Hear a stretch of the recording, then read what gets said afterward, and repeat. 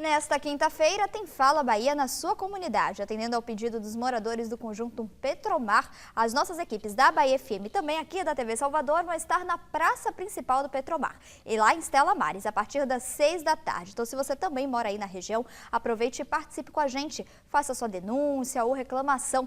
É o Fala Bahia aí na porta da sua casa.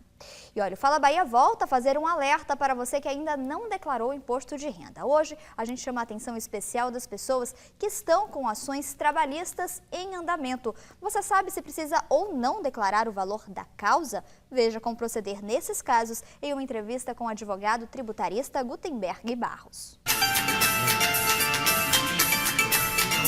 Boa noite, amigos do Fala Bahia da TV Salvador. Vamos conversar agora com o advogado tributarista, Dr. Gutenberg Barros, falando sobre o imposto de renda cobrado em algumas ações trabalhistas.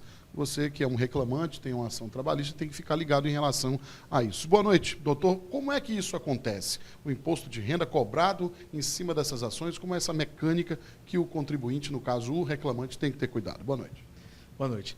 Então, a maioria dos processos trabalhistas, como é normal acontecer, no início você fixa um valor da causa, né, que isso vai ser ou não homologado pelo juiz no momento final, quando o processo finaliza. Naturalmente, durante o curso do processo, há uma recomposição em função da demora no pagamento, então, a rúbrica, na verdade, chama de juro de mora, em cima desse montante que virá a ser pago.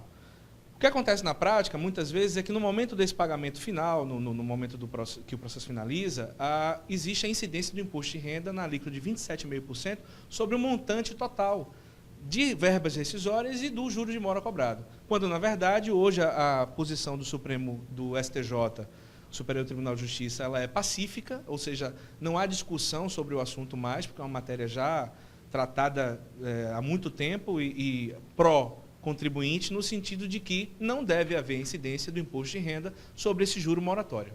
Bom, então, sobre qual valor deve ser pago, então, o imposto real, o imposto que o contribuinte não tem como escapar em relação a essas rescisões?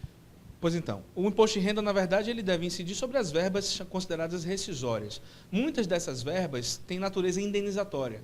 Existe, além da discussão em relação ao imposto sobre os juros, existe uma controvérsia ainda em discussão no judiciário sobre a incidência do imposto de renda sobre essas verbas de natureza indenizatória. Mas, em tese, todas as verbas rescisórias, elas deveriam ser tributadas pelo imposto de renda, à exceção dessa recomposição, digamos assim, que é o juro de mora durante o processo judicial. O que o reclamante, no caso o contribuinte, pode fazer para não cair nessa condição? Bom, interessante.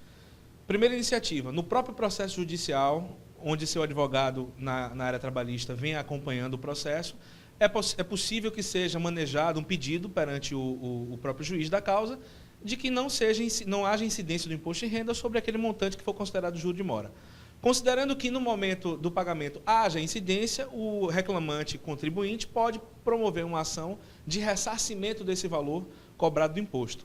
E, eventualmente, se ele não for cobrado, o juiz trabalhista entender que não deve haver incidência e vier a cair na malha fina perante a Receita, em função da divergência dos valores informados, ele terá que se defender administrativamente também através desse processo administrativo fiscal. No caso aí, num segundo momento, então o reclamante, o contribuinte tem que ter muito cuidado e, como ele falou aqui, o doutor Gutenberg, e o advogado tem que já colocar nessa petição, chamando a atenção, digamos assim, do juiz, para que ele cobre para que a Receita Federal cobre o imposto do valor e no percentual correto. Exatamente, perfeitamente, exatamente.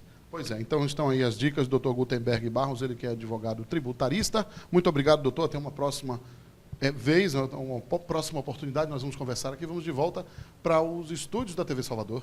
Esse é o Fala Bahia. E atenção, você que é eleitor e quer transferir seu título eleitoral de município ou zona já para as eleições deste ano. Você tem até o dia 9 de maio para fazer isso. De acordo com o calendário do Tribunal Superior Eleitoral, este também é o prazo final para os portadores de necessidades especiais e idosos solicitarem transferência para uma sessão de fácil acesso. Para mais informações, basta ligar para o 3373 7000. E a seguir, o Fala Bahia mostra novamente problemas sem solução na cidade. E aí, um dos lances do Bahia do Vitória pelo Campeonato Baiano. Até já!